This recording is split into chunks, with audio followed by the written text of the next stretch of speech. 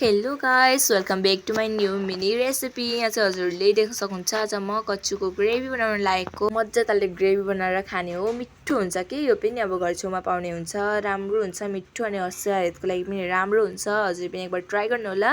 अनि कच्चु चाहिँ मैले टिपेर ल्याएर राम्रोसँगले केलाएर यसलाई चाहिँ राम्रोसँगले धुइदै पारेँ। यहाँ बोइल गर्न राखिदिएको छु। यसलाई चाहिँ उसिनेर फिर्के लाउनु पर्ने हुन्छ हैन। अनि यो ढाकिदिउँ अनि यो पाक्ने जेलसम्म मैले यतापट्टि यसको लागि मरमसला जसरी कि टमाटर, खोर्सानी, प्याज, अदरक, लसुनलाई म खोर्सानीले चाहिँ कुट्छु एक्स्ट्रा अनि टमाटर प्याजलाई काट्छु। त्यति जसम्म यहाँ उम्ली पनि सकिरहेको थियो। यसलाई चाहिँ राम्रोसँगले फिर्के ल्याएर फिर्के चाहिँ म लाउनु भयो कि अनि त्यसपछि यहाँ हाम्रो काटेर रेडी भइसकेको थियो मरमसला। अनि यो चाहिँ हेर्नु सक्नुहुन्छ फिर्के ल्याएर पनि।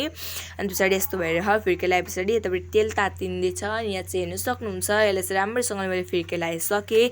अब यसमा हाल्नु लागि अलिकति अमिलो हुनु भयो नि त, त्यसको लागि यहाँ मैले प्याज हालेर प्याजलाई राम्रोसँगले भुटे पछाडि यहाँ चाहिँ अदरक लसुन खोर्सानीको पेस्टलाई हालेर राम्रोसँगले चलाइदिन्छु।